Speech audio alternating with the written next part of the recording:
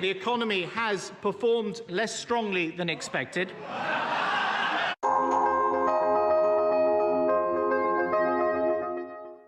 That's the sound of a raucous House of Commons as UK Finance Minister George Osborne delivered his semi-annual update on the economy to Parliament.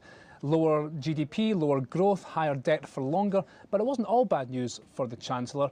Let's start, though, with what he had to say about the new growth forecasts. The OBR forecasts that the economy will grow by 1.2% next year, then 2% in 2014, 2.3% in 2015, 2.7% in 2016 and 2.8% in 2017.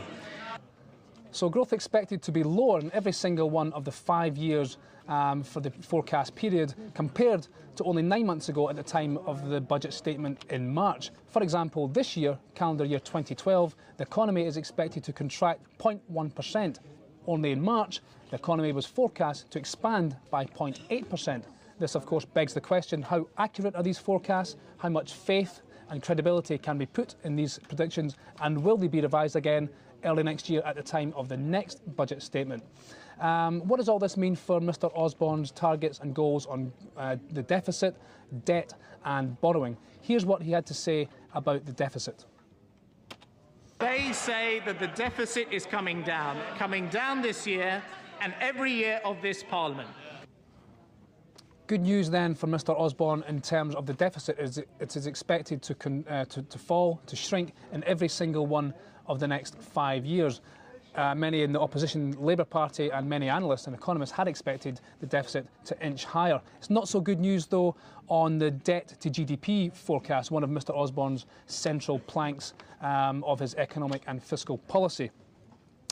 He admitted today what many of us, many analysts had expected, and that was it will take 1 extra year before borrowing will start to fall. So it will not be in 2015-16 as originally planned, but 2016-17. So that's in 3-4 years' time. That's when we will start to see debt as a percentage of economic output start to fall. In total, we expect the action we announced today will increase the amount of money collected from tax evasion and avoidance by a further £2 billion a year.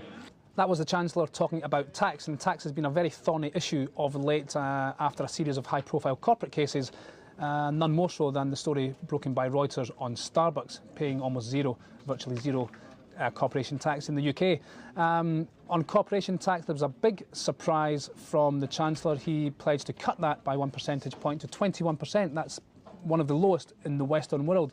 And on tax evasion and tax avoidance, he said the government would claw back some £2 billion a year by stepping up its efforts on that front, closing tax loopholes, etc. How did the Chancellor do overall? Well, he was obviously very pleased with himself on the fact that the deficit is continuing to fall, and this is how he closed his statement. The deficit is down. Borrowing is down. Jobs are being created. It is a hard road, but we are making progress. And everything we do, we are helping those who want to work hard and get on. Thank you.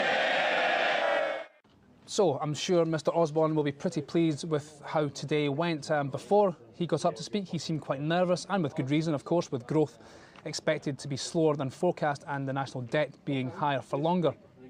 But he blamed the Eurozone crisis for the slower growth, and even blamed the previous government as well. And of course the OBR is an independent body which makes those economic forecasts, so he can't take any blame for that. He will also be extremely relieved to see his opposite number, Ed Balls, the Shadow Chancellor, an attack dog, if you like, a political attack dog, famed for his attacks and his venom. He was pretty weak in his response. He fluffed his lines. He looked even more flustered and nervous than Mr Osborne did. So the Chancellor will be a pretty happy man tonight, all things considered.